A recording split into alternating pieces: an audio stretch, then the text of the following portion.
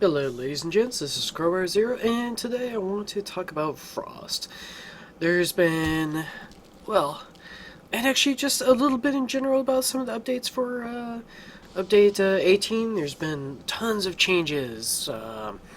We've got the drift mods, we have the focus pass, and it's really taken it into this new perspective like, hey, how can I build my Warframe now? I mean, there's so much more and just intricate little, okay, how does this fit with this? How does that fit with this in this situation? So I wanted to talk about a little bit of that. So to start out, for Frost, I like to roll with the Zenuric focus path, mostly for the energy overflow. And I didn't want to go off on any of these branches because each of these branches adds another 45 seconds to it.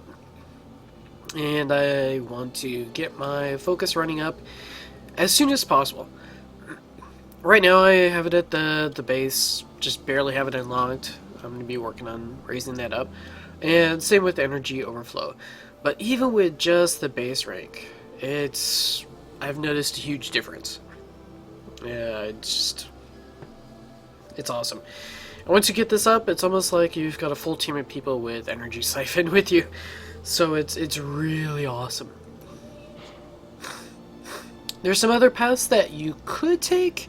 I just didn't feel like they worked with Frost as well as the Zenuric path did. Anyway, we're going to roll over to the Arsenal. And over at the Arsenal, I'm going to talk about a couple things. We're going to talk about kind of my thoughts on some of the different ways that you can build him. Are you going to do an interception, defense, and then some of the abilities. So, as far as the abilities go, and when are you going to use them? So, freeze. I'm mostly going to actually use this when I want to shatter one of my snow globes. So, we're in a defense, one of my allies rushes out, they get themselves killed. Either that or my Kubro, which happens a lot.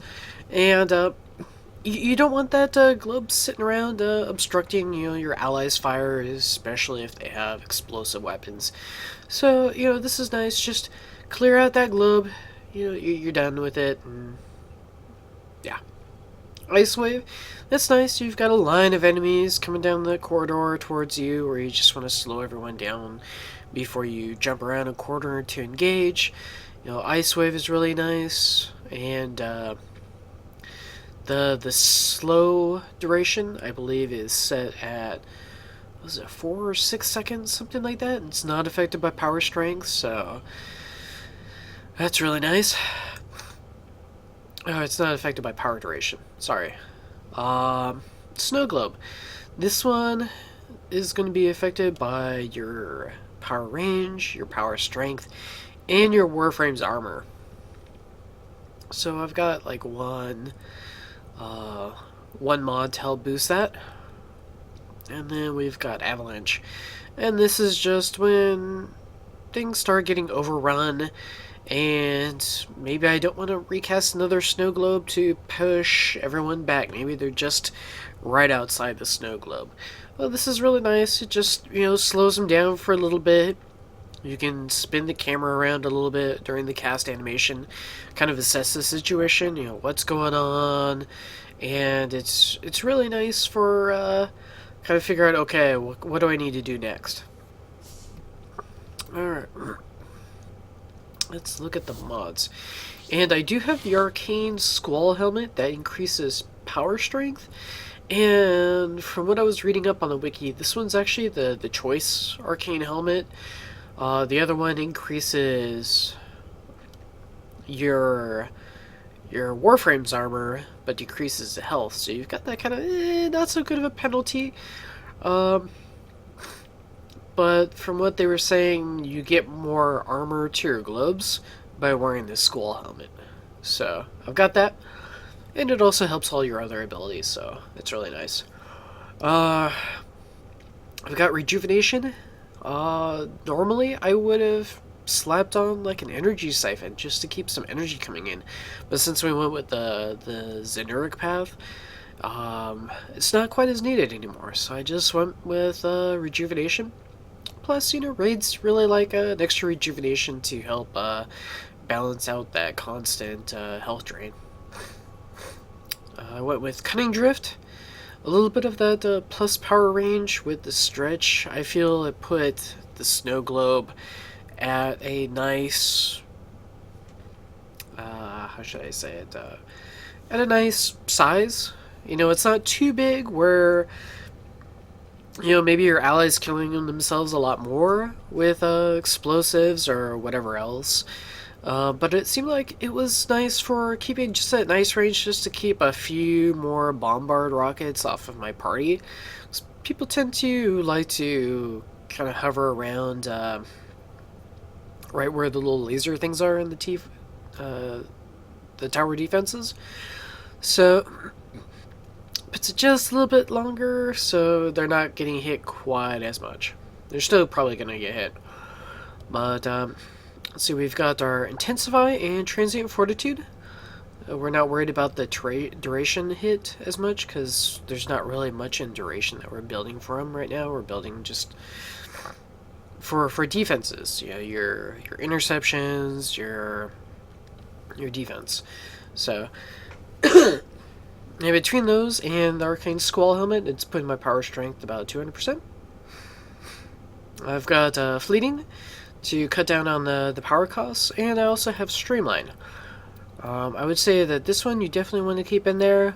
The Streamline, I would say this one is replaceable. I honestly need to toss in another forma into him so I can really exercise a lot more options, but we'll go into that in a little bit.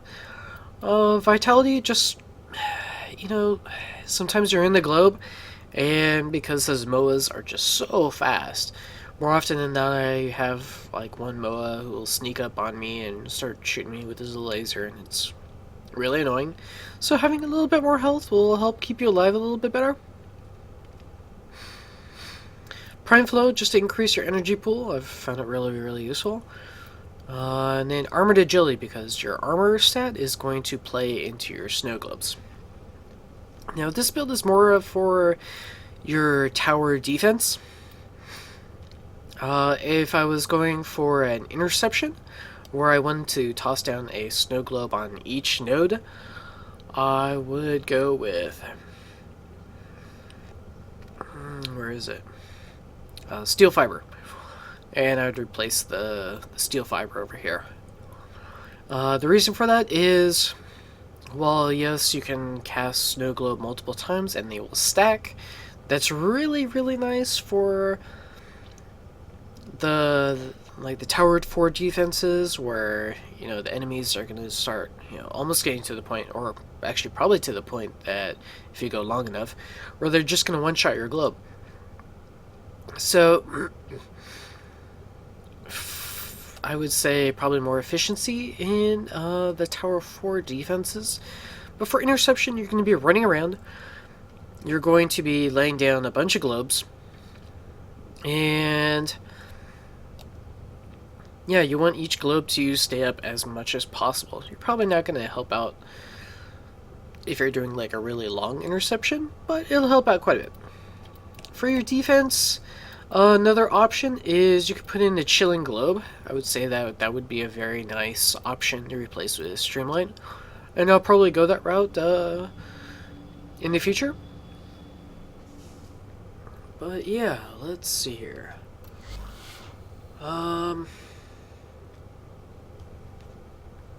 As far as weapons go, I really like the Sonic Ore. It has the guaranteed ragdoll effect. It'll push guys away. Instead of using your Chilling Globe, maybe there's just one enemy and you don't want to use energy. Pop the Sonic Core in the guy and he'll go flying off into oblivion. It's a great weapon. Other than that, as far as your arcane goes, I just have the Awakening one. Actually, the only ones that I currently have are the Awakening and the Strike. But I like the Awakening. I really like using secondaries in general. and is between the Sonic Ore and the Brock, which are my There's a favorites. time-limited mission alert available. They Check have navigation. generally pretty short reload speeds, so you can usually get the plus 60% damage proccing fairly decently. So yeah, this is my Frost build. In a couple ways that I will be building him in the future. Yeah, I mean, everyone's different, so somebody else may have a different take. Maybe they like shields instead of health. You know, it's entirely up to the player. So yeah, I hope you guys enjoy. Feel free to leave any comments, maybe how you would change things up. And I will see you guys later. Peace.